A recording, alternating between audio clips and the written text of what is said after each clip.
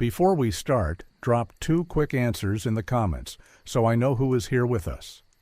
What city are you watching from, and what time is it there right now?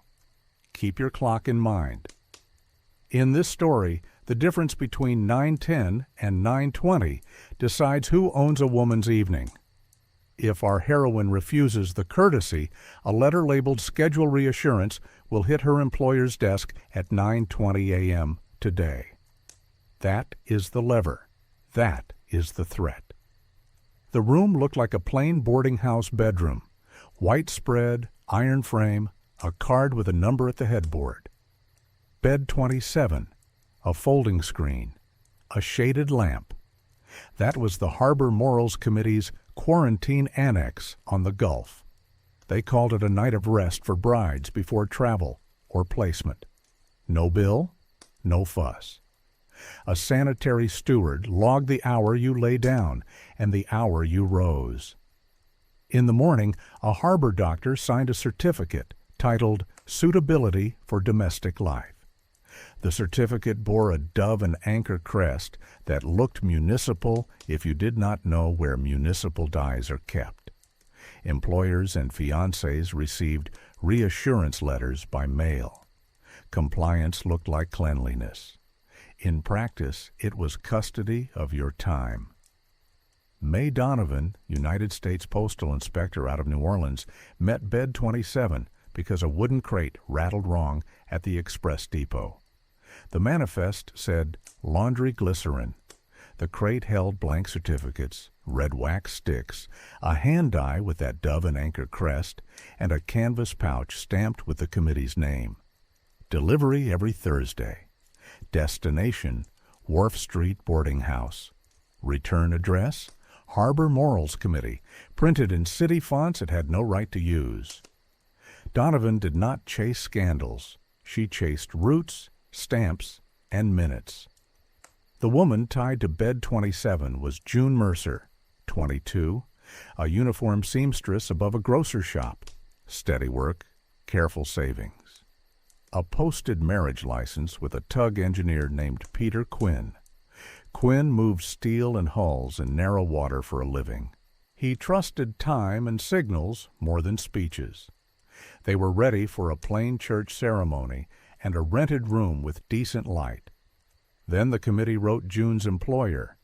The letter congratulated the shop for supporting household dignity.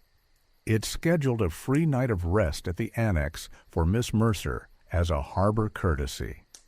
It promised to mail Quinn a suitability note.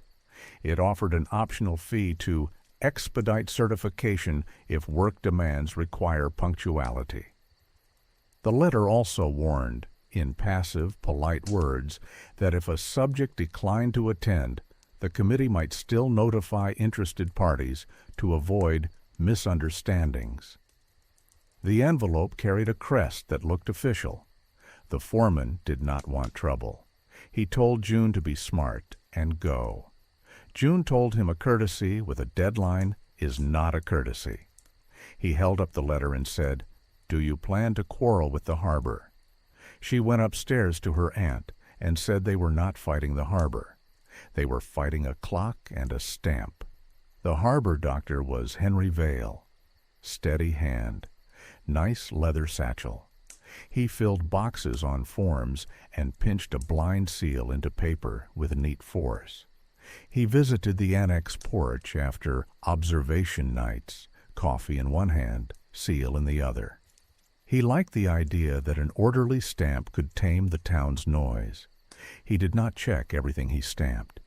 Men who believe in seals sometimes think the seal is the seeing. The annex steward was Rusk, not the same Rusk from other cases, a former constable who liked keys. He wore 3 rings, annex rooms, committee lockers, and a small ring for tight, fussy locks. He kept the nightbook in a drawer. 3 columns, bed number, down, up. No names. Names lived in envelopes that traveled to the committee office at dawn. In the hall, at each bedside table, sat a small metal triangle with numbers on the edges. The triangle did not measure anything. It signaled steps. Donovan set a control before anyone lay down in a bed. She printed one committee letter on the same blue stock, same crest, same civility. She left out one comma in the Latin motto circling the dove and anchor. She blind embossed that faulty motto on a test certificate and dropped the control into the committee's outgoing pouch at the post office with a polite note offering federal assistance with morning distribution. If that control passed through Vale's hand, the misprint would prove that seals moved on a schedule, not an exam. June did not plan to sleep in bed 27. She planned to mark the world around bed 27 in ways a clerk could not erase. She went to a machinist who did lock filings for chandlers and bought a tiny brass pricker that would bite wood without splitting it. She tucked a short red thread into her cuff. She told Quinn she would go in alone. He said he would wait outside. She said no. A man outside a women's house at night becomes the story. He understood. He had made a career out of not becoming the story while steel screamed through fog. Check-in felt like a hotel. The steward placed a card on a clipboard. June signed. He took a courtesy letter from her hand and slipped it into a pouch without reading, because the words on the envelope were what mattered, not the words inside. He pointed to bed 27 and the screen. He showed the shaded lamp as a kindness. He left a small metal triangle on the table where she could see it, but not pick it up. At 9:05 p.m., the steward wrote, "Down 9:05, next to 27. At 9:08, he walked to bed 25 to adjust a chimney.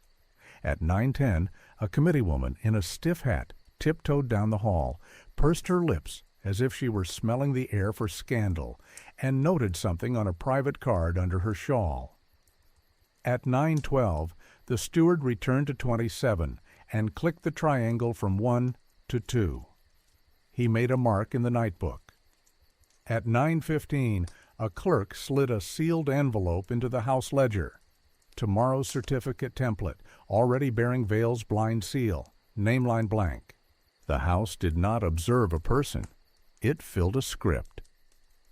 June pressed the pricker into the underside of the headboard at the left point where the screen leg touched wood. One shallow mark. She lifted the mattress tick and tied the red thread into the inside seam with 2 small stitches. She raised the lamp wick too high on purpose so the steward would come back and scold her. When he leaned in, she looked at the triangle up close. Bed 27 on Mark 2. Bed 25 on 1. The triangle was not a measuring device. It was a schedule flag. At 10 o'clock, the steward tied a loop of twine across the front doorknob. Not a seal. A theater trick. At 10:30, the committee woman purse-walked again. At 11, a key turned softly in a back door. Steps. Slow. No voices.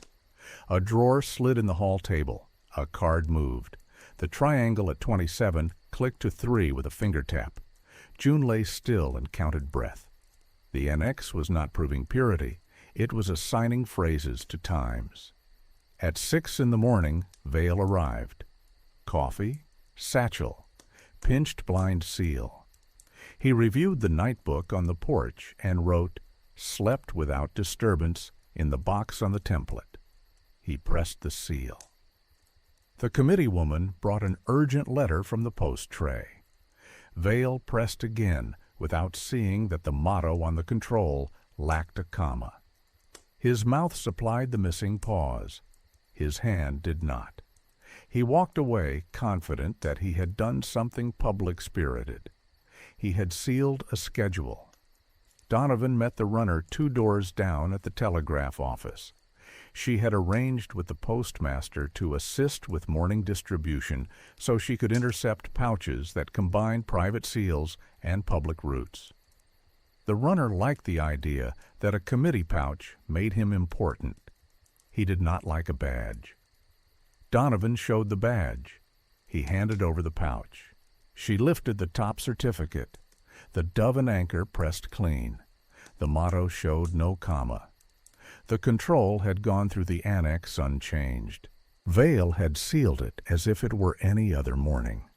The annex did not feed truth forward. It fed routine forward. June left with a certificate she did not ask for and did not need. She wanted proof of custody, not a paper that pretended to dignify it. She asked the steward, sweet as a person, raised to be polite, whether she could keep the little check-in card as a keepsake. He said the doctor never saw cards. She said she wanted to remember the night she stayed in a house with numbers on the beds. He laughed. He placed the card on the screen so he could fetch a pen. She pressed her thumb into the corner and lifted off a dust print that showed 27 from the headboard card. Small, ugly detail, but proof. Numbered thing, numbered ledger, numbered girl.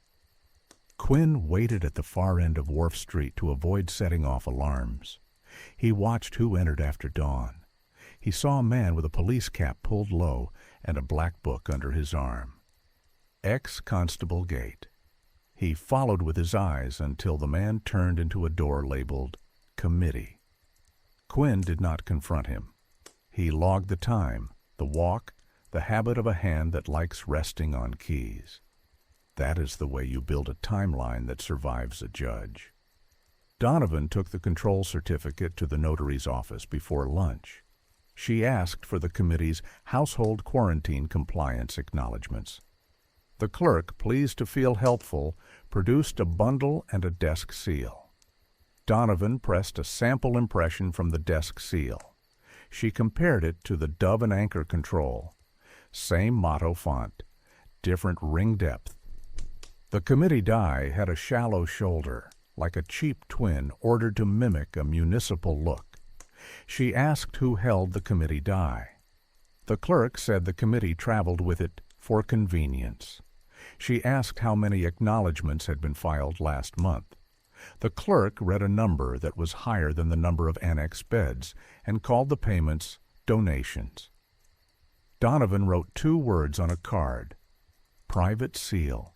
June and her aunt filled a tin at home with small objects that made big claims stop looking like air. The pricker, the dust-printed corner, a snippet of red thread. The aunt said, "Tell me what you will do that does not get you fired." June said she would ask a man who loves authority to show it in front of a book.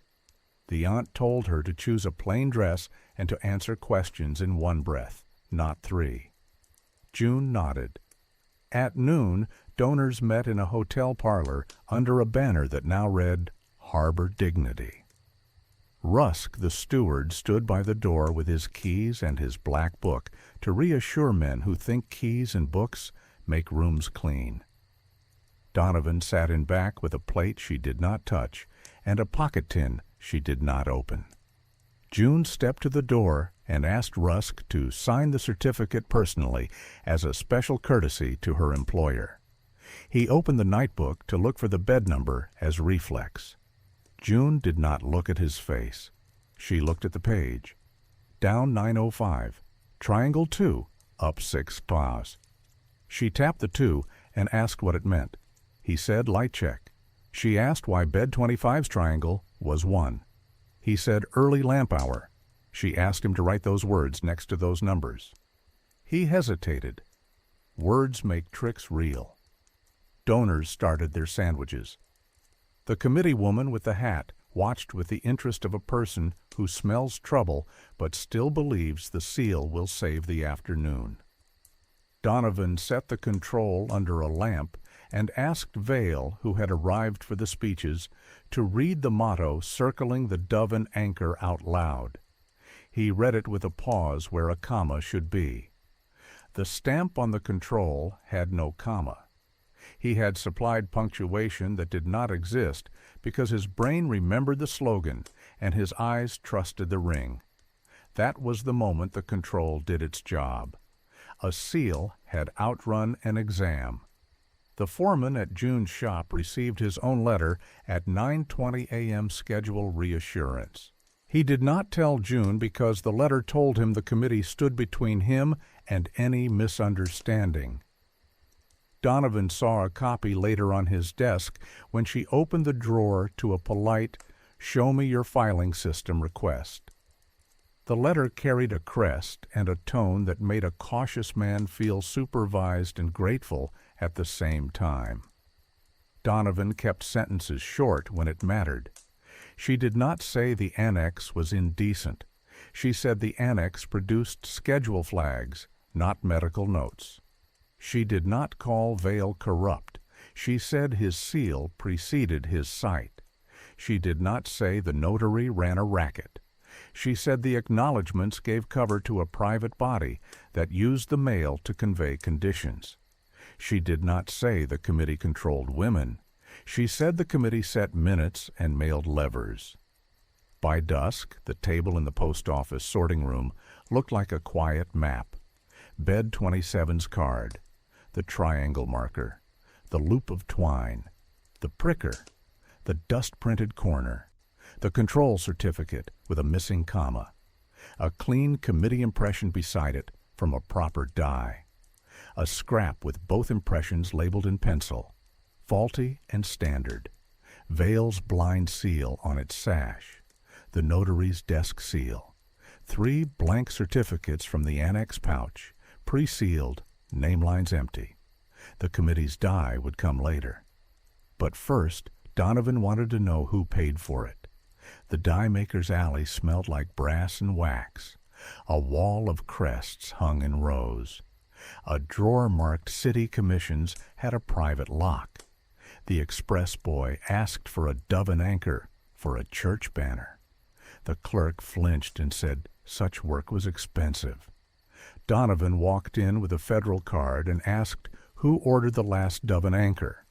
The invoice said Hospitality Club, initials that matched a donor list the notary had mentioned when he wanted to sound respectable. 2 orders, same design, 1 standard, 1 for travel use 2 weeks later. Donovan paid for fresh scrap impressions from both dies. The travel die printed shallow. On rough paper it bled at the edge, a cheap twin, a swap tool. Quinn handled the docks. He knew one lamppost near the seawall that stuttered at 9:52 nightly. He waited there with a trolley receipt so anyone would accept his presence. He heard a small chain on a committee launch, not a fish chain, clean links. He saw a satchel pass to a man on the pier. He heard one word, swap. He followed on foot along the quay as far as a man can follow water from land and watched the satchel disappear behind the printer's door. At the printer's counter, 2 men in committee caps waited with the satchel. Vail stood beside Donovan. The men said they were there to replace damaged equipment. Donovan asked what was damaged. One man said, "The notch."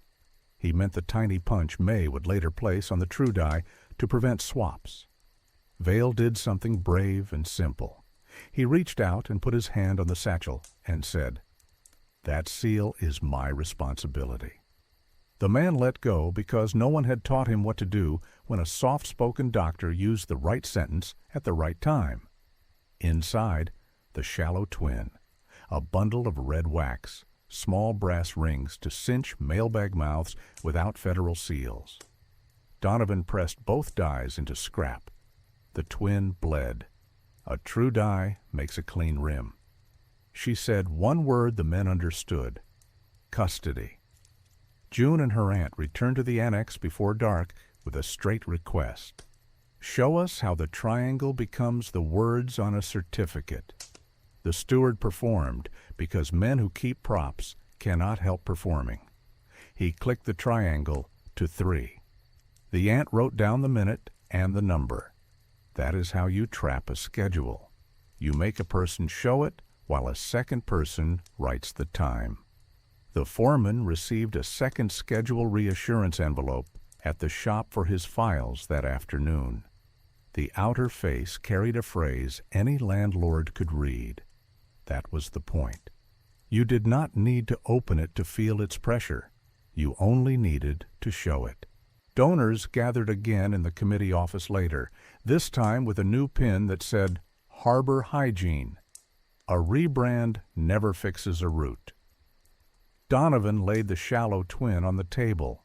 She asked who paid for it. A factory owner's aide raised a hand half an inch and lowered it. Donovan asked who ordered pre-sealed blanks. Rusk said he did to save Vale's time. Donovan asked who wrote "calm achieved" on messenger slips. A clerk who liked elegance in small letters swallowed and said nothing. June stood silent and watched men who had never been timed by anyone learn how it feels. When the day ended, the hour with teeth was ready. 9:20 a.m. at the post office in 2 days, with the committee invited to a public demonstration of domestic economy, so their tools and timings would sit in a federal room with a clock that would not lie. The annex triangle markers would be on the table. The nightbook would be open to the legend. The control would sit under a lamp. The shallow twin would lie beside the true die. Vale's blind seal would be clipped to his sash. The notary's acknowledgments would be stacked with their ring depth staring up at daylight. The fiancé letter would travel by proper route, not out a side door. And the card at the edge would say what the whole first chapter has been about, in words even a busy clerk would not miss. Schedule equals leverage. Leverage equals mail. Mail leaves tracks. At 9:20 a.m., the post office doors latched. Not for drama, for control of the clock. Donovan laid the table out like a route you could touch. Left side, bed 27 card, the metal triangle from the bedside table, the loop of twine from the annex door, June's brass pricker, the dust-printed corner from her check-in card. Center, the committee's dove and anchor die she had just recovered, a second die labeled travel use, 2 fresh wax impressions on cards, Vale's blind seal pinned to his sash, the notary's desk stamp. Right side, 3 pre-sealed certificate blanks from the pouch, the depot ledger page, stamped book first with the minute, a buyer letter addressed schedule reassurance, the die maker's 2 invoices, and a flat tin holding the control certificate with the missing comma. Chain of custody cards ran along the front edge with times and initials in a square hand. A visible fence. The room was small on purpose. The auxiliary matron in the front row. 2 donors behind her, arms folded. Rusk with his rings of keys. The notary with counsel. Vale with his satchel. June between her aunt and Quinn. The postmaster at the scale counter, ledger open, pen tapped once against the spine to settle the room. Donovan began with the thing that looked the most harmless, the triangle. She held it up and asked Rusk to read the legend from his nightbook. He tried to generalize. She made it specific. 1 equals lamp at 10. 2 equals light check at 11. 3 equals door loop set. 4 equals doctor at 6. She had him read the words out loud. He did. She set the triangle on the card that said schedule, not health. She moved to seals. She pressed the committee die into warm wax in full view so there would be no argument later. A clean rim. She pressed the travel die. A soft shoulder that bled on rough paper. She slid both cards to the clerk and pinned a label on each. Standard and shallow twin. The die maker's receipt lay beside them with the buyer name that did not say committee. Hospitality Club. She said nothing about donors. The invoices spoke. She lifted the flat tin. Inside lay the control certificate with the motto that lacked a comma. She set it under a lamp. She asked Vale when he had sealed it. Yesterday morning on the annex porch. She asked if he had seen a nightbook first. No, She asked who held the die overnight. The committee. She asked if he had ever kept the die to be helpful. Yes, she did not preach. She wrote the note the judge would write, seal before exam. The notary tried to rescue comfort with nouns and titles. He called his acknowledgments clerical cover sheets. Donovan set 3 on the blotter and pressed his desk stamp into scrap. The ring depth on his stamp was not the ring depth on the committee die. She pointed to the line file recognized.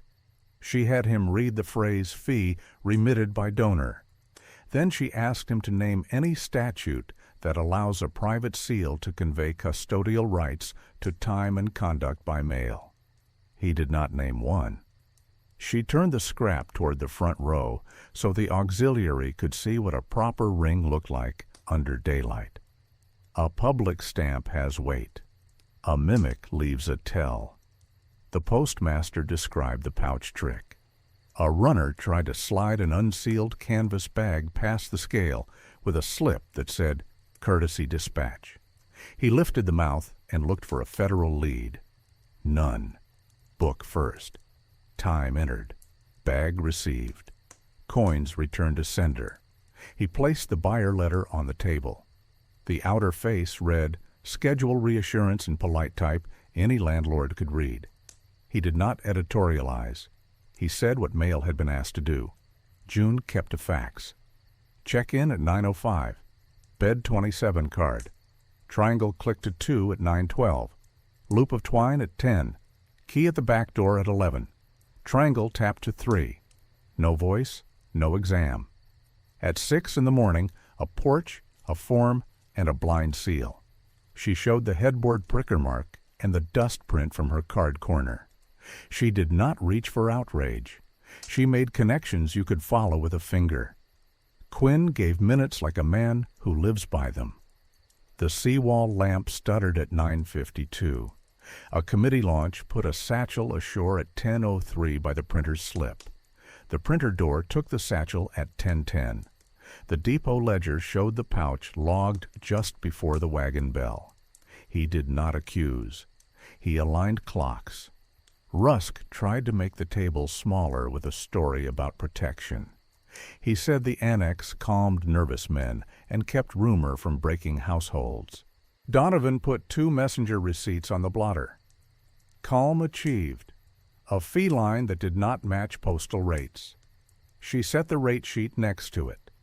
She asked one question. Why does Calm cost extra? He said the committee made no profit. She pointed at the die maker's invoices. Donors had bought stamps. Donors had paid for a second die. A committee runner tried the side door. The express boy stepped into the frame without drama and nodded to the postmaster. Book first. The runner set a pouch on the counter as if it were hot. The postmaster wrote the minute. Donovan untied the cord and lifted the top blank.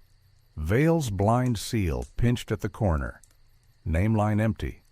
She did not call it counterfeit. She called it custody of a tool before a fact existed. The donors asked for discretion. No names, no noise. The auxiliary matron answered before Donovan did. She said the annex had used her choir closet and stained her velvet screen with red wax. She said the banner would not be loaned again. She did not ask permission. She stated housekeeping. Donovan made the men watch metal behave. She set the committee die on its side and showed a tiny witness nick on the rim. She had punched it the night before with a jeweler's tool. She pressed the die again. The nick printed into the ink. She pressed the shallow twin. No nick. If a new die appeared at the hearing, the absence would speak without anyone raising a voice. That is how you freeze a swap. Vale stood, unasked. He held his list with the dates he had sealed blanks without seeing a nightbook. He read the list in a low voice all the way through. He did not ask for forgiveness. He asked where to file it in the chain. Donovan slid it beneath the die maker's carbon. That put the confession under the purchase of the tool. It locked the two together. The notary's counsel tried a last move. Nothing indecent had been mailed. Donovan answered with a sentence even a busy clerk could repeat. The mail carried instruments whose value lay in suppressing or releasing private information for payment. She tapped the phrase, "Schedule reassurance." She tapped "Calm achieved." She said leverage by letter is extortion by post. She did not need adjectives. The statute provided the word. Rusk reached for the nightbook as if proximity might slow the day.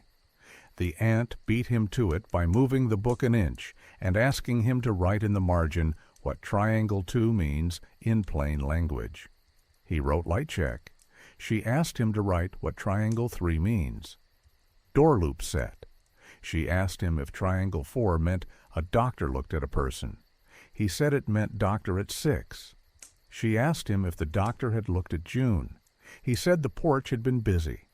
The room did not breathe for a second. Donovan seized in a way that left no handles loose. She took the committee die, the travel twin, the triangle markers, the loop of twine, the nightbook, the pouch cinch, the pre-sealed blanks, and the buyer letter into federal custody. She tagged each with time and initials. She left Vale's blind seal pinned to his sash but logged it as present and examined.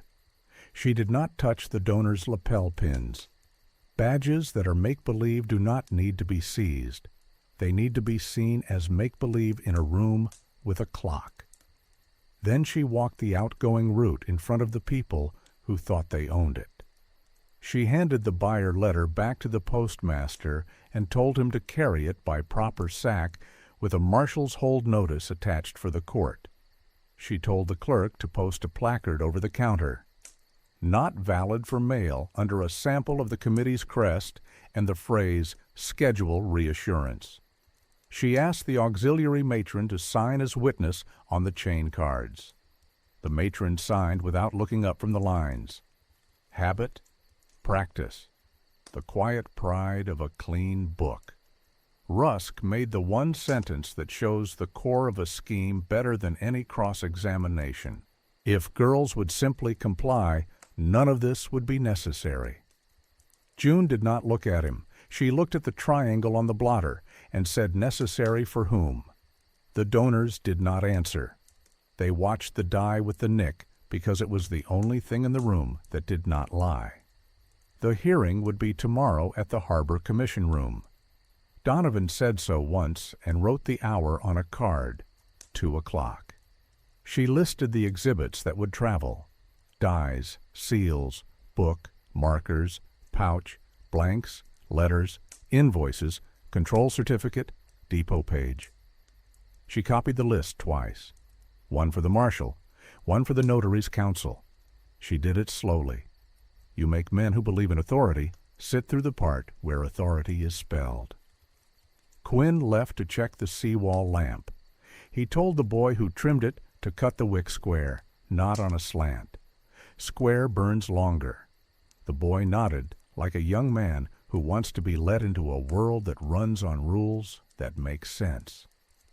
The express wagon bell rang. The postmaster sealed the sack with a federal lead and wrote the time next to the impression. The lead bit clean. That small bite is what separated the post office from the committee all along. Vale stayed behind.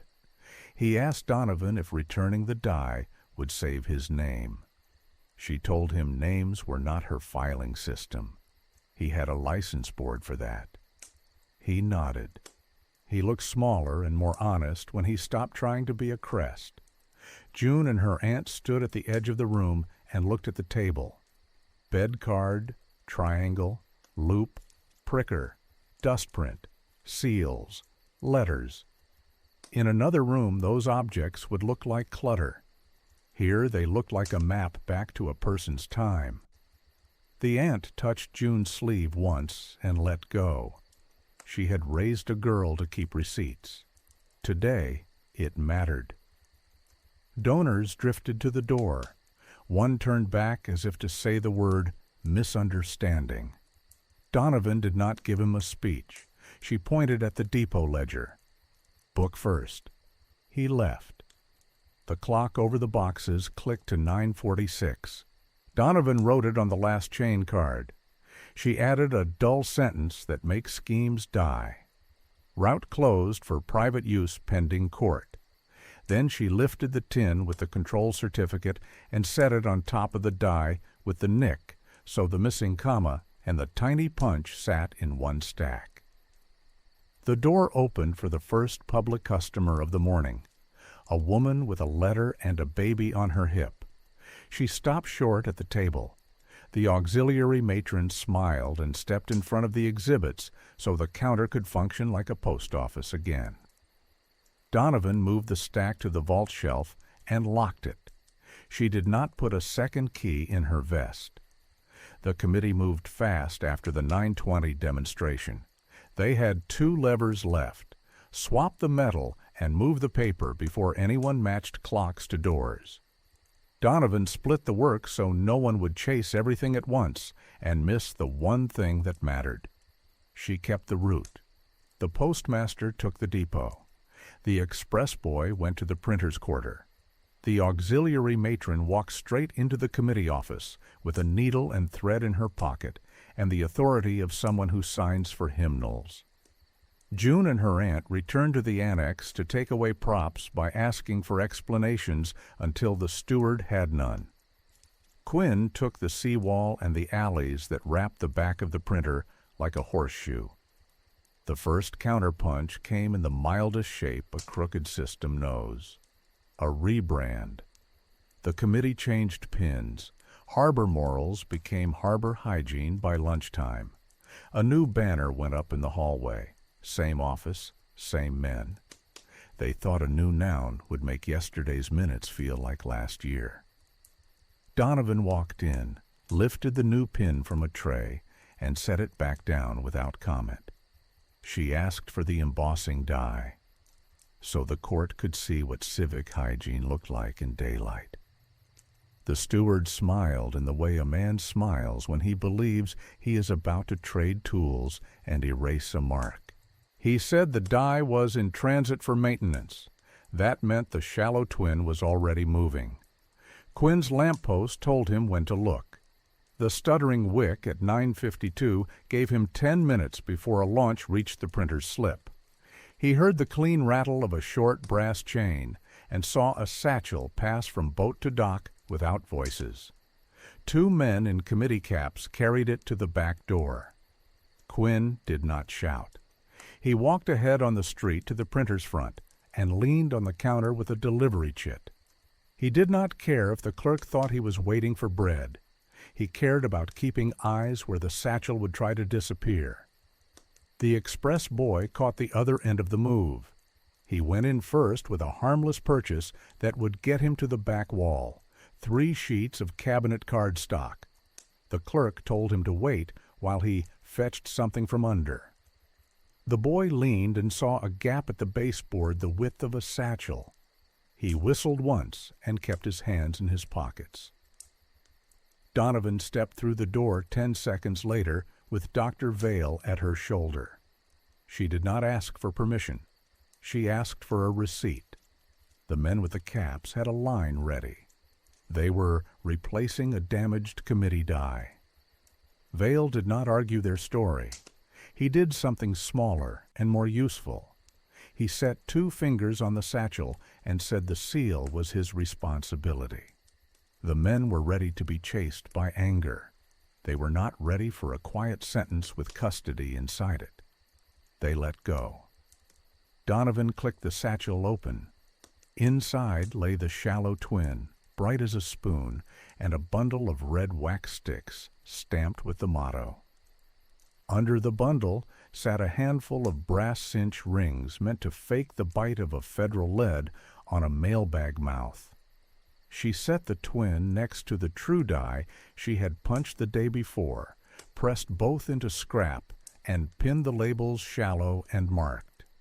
She did not shout fraud. She said chain of custody and made the men watch her right the minute.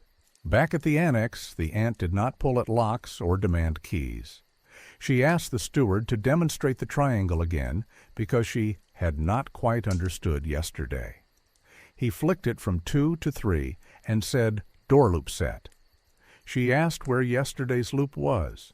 He pointed to the front knob and said the house kept tradition. She took the loop off and set it in her bag. She asked him to write door loop set in the nightbook in plain words, not numbers. He hesitated and wrote it. June stepped past him and tapped the margin where the erased legend had lived. Runner check had been rubbed to lamp. She asked when the change had happened. He said clarity had improved. She did not argue with the sentence. She wrote it in her own book and underlined it twice. The auxiliary matron requested an inventory at the committee office, so the choir could put this behind us. She ran her finger along a shelf until it picked up red wax grit. She opened a closet and found 3 folded velvet screens and a box of envelopes with the dove crest blind embossed in the corner. She asked the clerk for a list of donors to thank properly. The clerk started to recite safe names. The matron asked for receipts instead. The clerk fetched a narrow ledger with neat columns. Donations for hygiene supplies, disbursements for messenger fees, purchases, dye for travel use, paid by Hospitality Club. The matron did not take the book. She put a thread through the page corner and tied a knot so she could find the same leaf in front of a judge without listening to a speech. The postmaster's piece looked small and made the whole case clean. A runner tried the old trick at the depot. He slid a canvas pouch with a brass cinch toward the federal sack. No lead, no book. The postmaster placed 2 fingers on the mouth and said book first. The runner pushed coins across the platform. The postmaster did not touch them. He wrote the time and the word unsealed on the ledger. He tied a federal lead himself, made the proper bite, and set the pouch in the rack. Paper that wanted to bully its way into a public bag now had a public minute attached to it. The notary tried a different approach. Speed. He filed 3 household quarantine compliance acknowledgments in 10 minutes and told his clerk to stamp the log to clear the lane. Donovan walked in with a carbon from the die maker and asked him to press his desk seal into scrap beside the committee impressions. The deeper ring on his stamp made the shallow twin look cheap. He called the committee a client of long standing. She asked him to read 1 line out loud from his ledger. File recognized, fee remitted by donor. He said the phrases were standard. She said standard was the problem and wrote donor financed route on a card he could not ignore. June wanted one thing that a hearing sometimes misses: the buyer side of the lever. She went to the office of the man who had received schedule reassurance on his outer envelope. She did not accuse.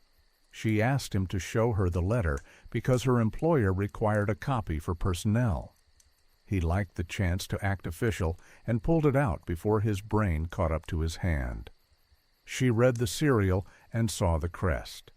She let him put it away so he could not claim theft. Then she said her time would be set by her work and her marriage, not by a committee.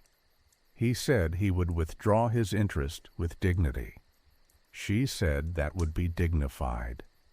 At 3 in the afternoon, the committee tried to collapse the day into smoke. The former constable left the office with his ring of keys and the nightbook under his coat. He turned down a side street toward an alley where people burned things behind kitchens. Quinn stepped into the mouth of the alley with a sack of flour on his shoulder. He did not block the path like a fight. He set the sack down and opened it the way a delivery man does when a cook has a doubt. The flour dusted the cobbles and the hem of Rusk's coat in a cloud. Donovan turned the corner and saw the flower on the book's spine before Rusk could get his story straight. She did not grab him. She asked him to open the book so she could brush the flower off the public property he was helping to carry. She wrote the time on the inside cover. Flower makes a poor secret. Vale had the one confession that would mean something to a board, and not just to a room. He sat at his desk and wrote a list of mornings when he had sealed templates without seeing a body. He did not soften it with reasons. He brought it to Donovan and asked where it belonged. She put it under the die maker's carbon and above the depot ledger, so a reader would be forced to see purchase, practice, and route in one glance. The express boy brought the die maker himself to the post office with a simple pitch. The federal office wanted to pay for scrap impressions and would not seize his other business. The die maker came because metal men value receipts the way bakers value time. He pressed the shallow twin and the proper die into wax under Donovan's eye and signed both cards. He opened a pocket ledger with invoice times and delivery doors. He did not want to be the villain in a story about stamps. He wanted the part where a tradesman keeps a book clean. Donovan thanked him in the one way that matters. She paid for the impressions and gave him a copy of the chain of custody card that mentioned his name as a witness, not a target. At dusk, the committee pivoted to the only argument they had left: embarrassment. Their donor aide visited the post office with a polite request. Could the federal office minimize spectacle for the sake of households? Donovan pointed at the placard the postmaster had hung above the counter. Not valid for mail, printed over a sample of the committee's crest and the phrase schedule reassurance. She said the households would get less spectacle if fewer envelopes tried to act like orders. The annex had one last act. The steward tried to move the triangle markers out in a laundry bag. The aunt was waiting on the porch with a needle and thread. She told him she would mend any bag whose seams she could see. She opened the mouth and took out 3 small metal triangles wrapped in a towel. She said housekeeping and put them in her own bag. She had raised a girl to keep receipts. That included objects that pretended to be innocent. Donovan set the hearing for 2 o'clock the next day in the Harbor Commission Room because the clock on that wall kept good time and because the windows did not invite banners. She listed the exhibits out loud so the room would remember what mattered in the morning. The annex nightbook opened to the legend, the triangle markers, the loop of twine, Bed 27's card, Vale's blind seal, the marked committee die, the shallow twin, the scrap impressions, the die maker's invoices and signature, the notary's acknowledgments, the donor ledger page with the thread, the depot ledger with book first, the fiancé letter under Marshall's hold, the control certificate with the missing comma. She copied the list twice, one for the marshal, one for the notary's counsel. She did one more thing that looks dull until you need it. She sent a short notice to employers and landlords who had received schedule reassurance that week. The notice said the court would take up the validity of such letters tomorrow, and that until then, no household should change hours or expectations on the strength of them. The notice used no adjectives and no threats. It used the post. June stood with her aunt at the counter and looked at the stack that would move in the morning. Her pricker lay in the tin next to Bed 27's card corner. The triangle sat on a blotter with the word schedule under it. The shallow twin lay beside the marked die like a copy that had run out of tricks. Quinn checked the depot clock against the one in the lobby. They matched. That is what a third chapter is for in a case like this. You make clocks match so the fourth chapter does not have to shout. Rusk stood in the doorway with flour still at his hem. He said a line he had said to his mirror and to donors all week. If girls would simply comply, none of this would be necessary. Donovan did not answer him. She wrote the hour on the last chain card for the day and added a sentence that would outlive any speech. Annex tools seized. Route under seal. Hearing set. The Harbor Commission Room looked like a warehouse for rules. Long table, bare windows, a wall clock that did not drift. The judge opened with 3 lines that set the tone. Subjects' names sealed. Buyers, officers, clerks, and tradesmen named as needed. Show the route and the custody, not the outrage. Donovan set the exhibits the same way every time so no one could pretend confusion. Left edge. Bed 27 card, the 3 metal triangle markers, the loop of twine from the annex door, the headboard pricker mark traced on card, and the dust print from June's check-in corner. Center, the committee's dove and anchor die with her tiny witness Nick on the rim, the shallow travel twin, fresh wax impressions from both labeled in pencil, Vale's blind seal pinned to a sash, and the notary's desk stamp. Right edge, 3 pre-sealed certificate blanks from the pouch, the depot ledger page stamped book first with the exact minute, 1 outer envelope to a fiancé reading schedule reassurance, the die maker's invoices, the donor ledger leaf with a thread in the corner, and the flat tin holding the control certificate with the missing comma. Chain of custody cards ran along the front like mileposts, each with time and initials in a square hand. The room knew from the layout alone that this would be about steps, not speeches. The committee came with a new pin that said Harbor Hygiene. The steward wore his ring of keys and a calm he did not feel. The notary sat with counsel and a pen that clicked when he got nervous.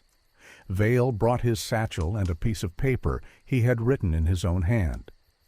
2 donors took seats in the back row and folded their arms the way men do when they hope posture can slow facts.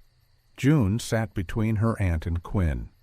The auxiliary matron took the chair beside the clerk and set her ledger down like a woman who had been making receipts long before any of these men learned to line up numbers.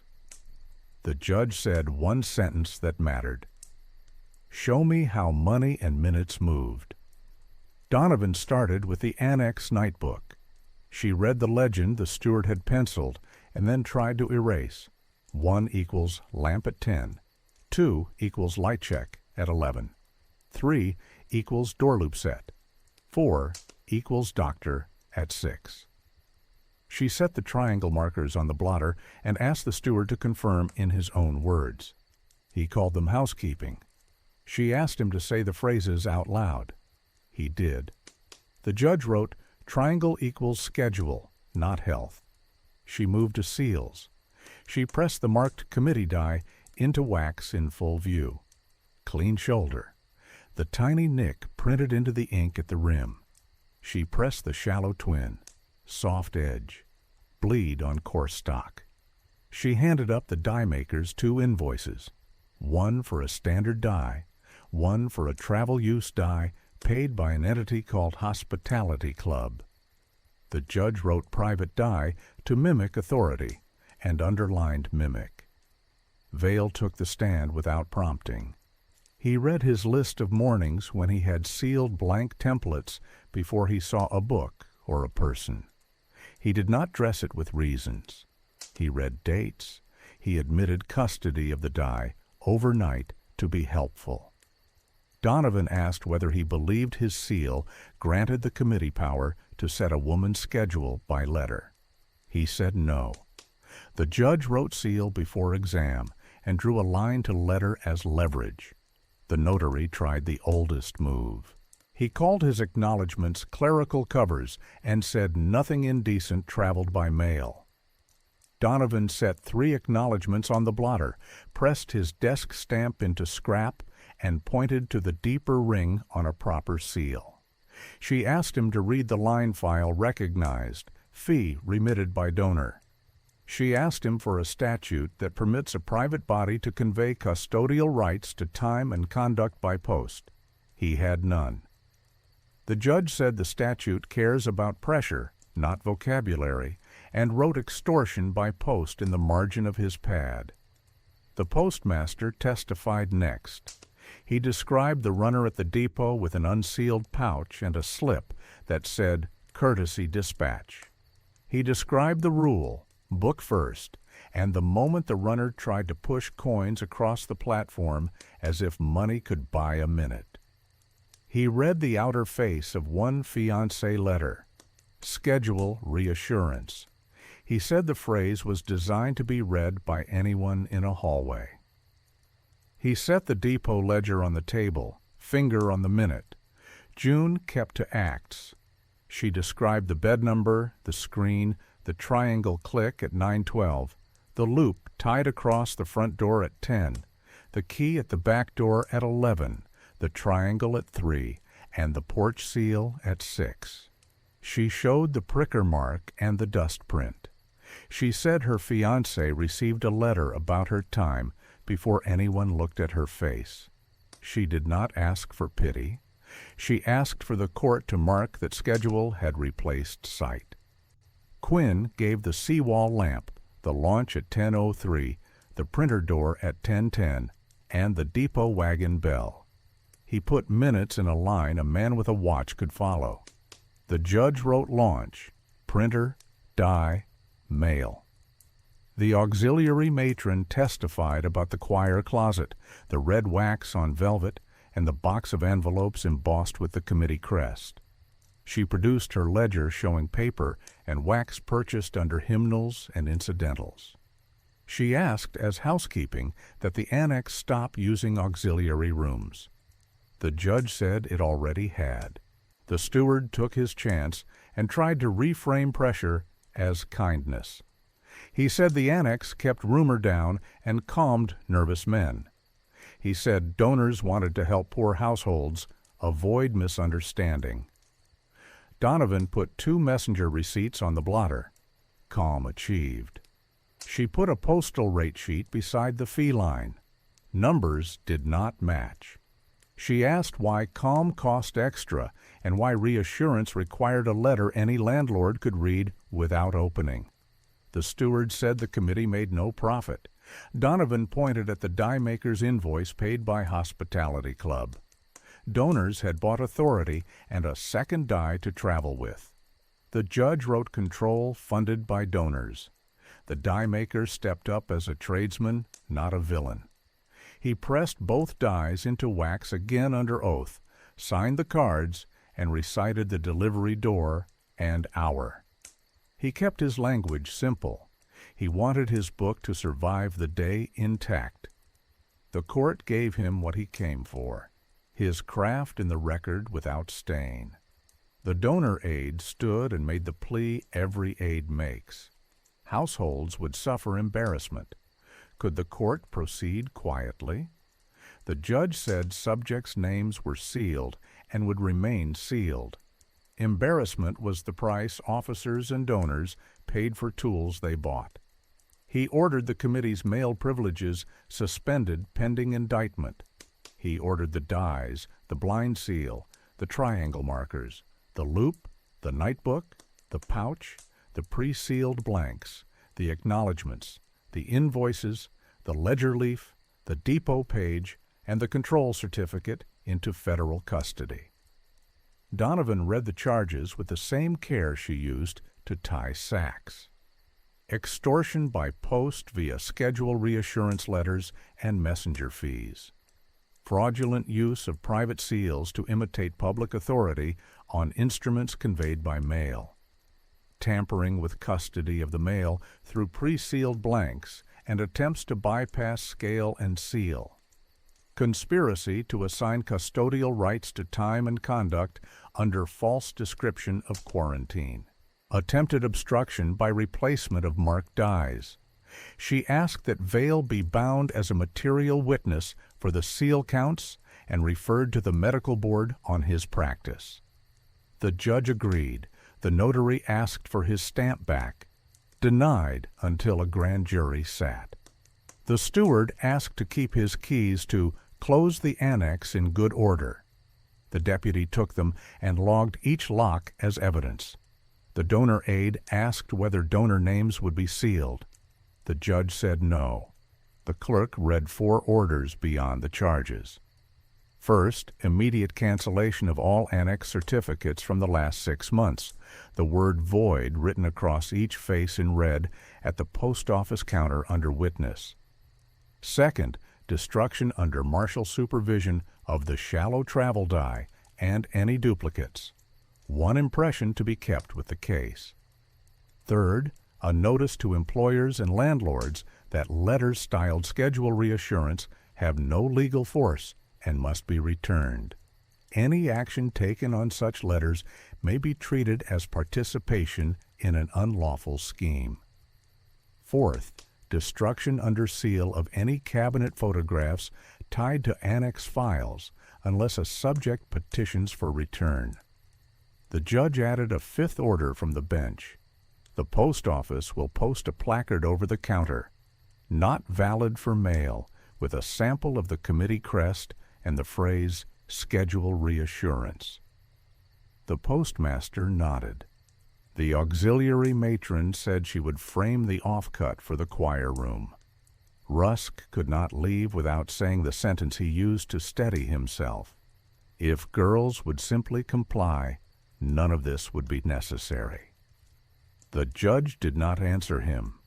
He looked at the wall clock and said, "Necessary or not, your minutes now belong to the court." The deputy took the steward, the notary, the runner, and the launchman downstairs without cuffs and without commentary. The donor aide went out the side door and learned what every aide learns on a day like this. Streets keep their own ledgers. Vail handed his sash and blind seal to the marshal and asked whether he could see patients who needed care while the board did its work. The judge said yes. June asked one practical question. Could she witness the destruction of any certificate with her name under seal? The judge said yes. Quinn asked nothing. He looked at the depot page and the wall clock and let his shoulders drop for the first time in 2 days. The aunt asked if someone would help her fold the velvet screen into rags. The auxiliary matron said she would bring scissors. Donovan closed the table the same way she had opened it. She slid the triangle markers into a bag. She snapped the brass ring on the pouch. She placed the dies in separate tins with their fresh impressions clipped to the lids. She tied the nightbook with blue tape. She put the control certificate back in its flat tin. She signed the last chain card and read the clock. 4:32. She wrote it and added the dull line that kills a scheme better than any speech. Time returned to its owners. Tools removed. Route closed. Outside, the seawall lamp burned steady. The express boy said he had trimmed the wick square. The postmaster said square burns longer. June took Quinn's arm without fear that a letter would arrive to claim her evening. Donovan carried the crate to the vault and did not put a second key in her vest. The door to the annex would come down more slowly than anyone wanted, but the minutes that made it powerful had already been taken away.